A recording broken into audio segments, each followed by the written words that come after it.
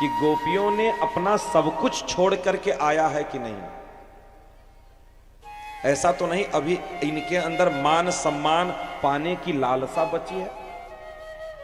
कृष्ण के चरणों में जाने के बाद कुछ न बचे तभी हम उसके लायक बन पाते। अगर हमारे अंदर तनिक भी शर्म है, लाज है, अभी हम चले जाएंगे तो वो क्या कहेंगे। जैसे आप लोग कहते हैं ना, हम तिलक लगा लेंगे तो हमारा पड़ोसी क्या बोलेगा, कंठी पहन लेंगे तो लोग हमको क्या बोलेंगे। अरे सबसे बड़ा रोग क्या कहेंगे लोग, इसी में तो हम बहुत कुछ नहीं कर पा रहे हैं कि लोग क्या कहेंगे। तो जब शादी हो रही थी तब तो नहीं सोची कि शादी हो रही है, सिंदूर लगाना पड़ेगा, मंगलसूत्र पहनना पड़ेगा, कान में बाली, नाक में सब श्रृंगार करना पड़ेगा, लोग हमको क्या बोलेंगे, तब तो कुछ सोची नहीं। शादी करके सारा श्रृंगार धारण करने लगी, कोई कुछ बोला, कोई कुछ नहीं बोला। तो जब भगवान की हो जाओगी, जब पूरा गांव मोहल्ला जान जाएगा कि भगवान का भगत हो गई, तो फिर तिलक और कंठी में क्या दिक्कत है। ये तो भगवान का होने का श्रृंगार है ना।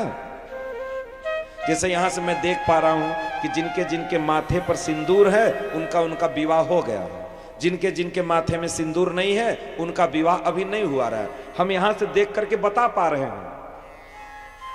वैसे यहां से देख के यह भी बताया जा सकता है किसके किसके माथे पर तिलक है, गले में कंठी है, वो भगवान कृष्ण का हो चुका है, और जो तिलक और कंठी नहीं पहना अभी वो भगवान का हुआ नहीं, बताया जा सकता है। तो हमको होना तो पड़ेगा ना भगवान का।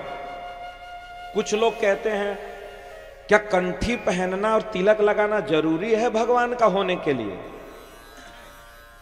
तो फिर का दुल्हा का होने के लिए सिंदूर जरूरी है, मत लगाया करो। सिंदूर से क्या लेना देना है। जब हमार पति के साथ विवाह हो ही गया तो सिंदूर लगाए न लगाए क्या फर्क पड़ता है, फिर कोई जरूरत नहीं है। लेकिन नहीं, ये पति का श्रृंगार होता है, ये करना पड़ता है। वैसे ही भगवान का भी श्रृंगार होता है। कौन कर रहा है भाई ये सब, बैठ करके क्या लगा रहे हैं आप? बैठ के आप कुछ न कुछ खुराफात करते रहते हैं।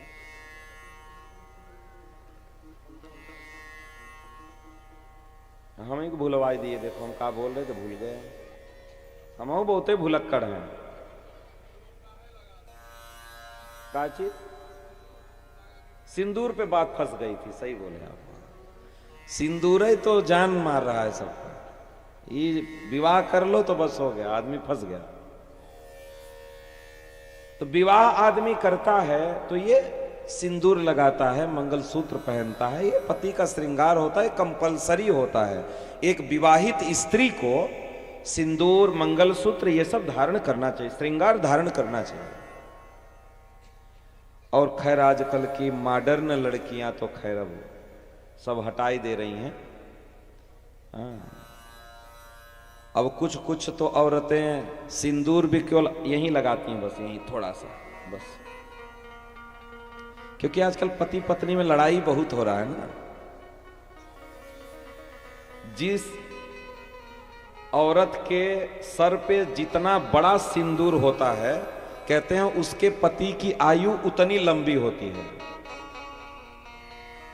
और जवन पति ज्यादा लड़ाई करता तो उसकी पत्नी थोड़ा ही लगाती है कि तुम कम ही समय तक रहो।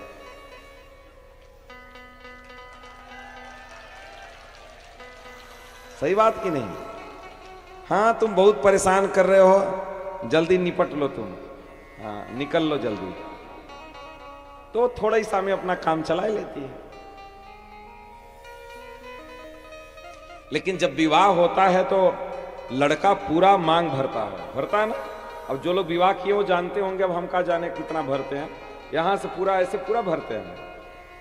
लेकिन घर में आने के बाद फिर थोड़ा ही सा हो जाता है। वो जान जाती है ना तुम्हारे स्वभाव को, तब वो तुम्हारे साथ ज्यादा दिन नहीं रहना चाहती, इसीलिए वो कम ही लगाती है। तो भगवान परीक्षा लिए कि सब कुछ छोड़ करके आई है कि नहीं।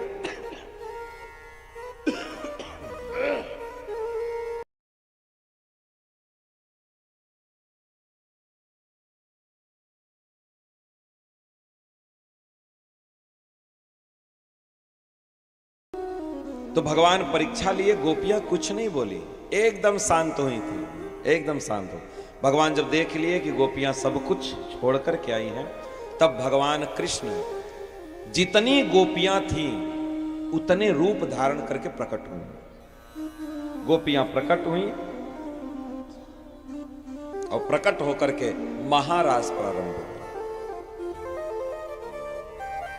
जैसे ही गोपियों के हाथ में कृष्ण का हाथ आया, वैसे ही गोपियों के मन में अभिमान आ गया। बोले ना, कुछ भी अच्छा हमको प्राप्त हो जाता है तो हमारे अंदर अभिमान आ जाता है।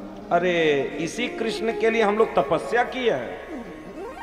इतना सोचने मात्र से ही कृष्ण अंतर्धान हो गए।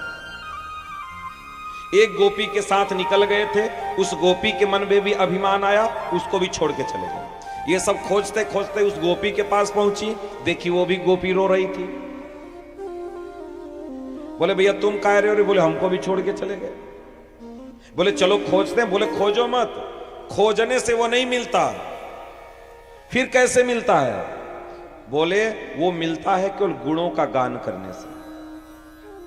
खोजने से भगवान नहीं मिलता। जाओ खोजो बन बन, कोई भी कहीं नहीं मिलेगा।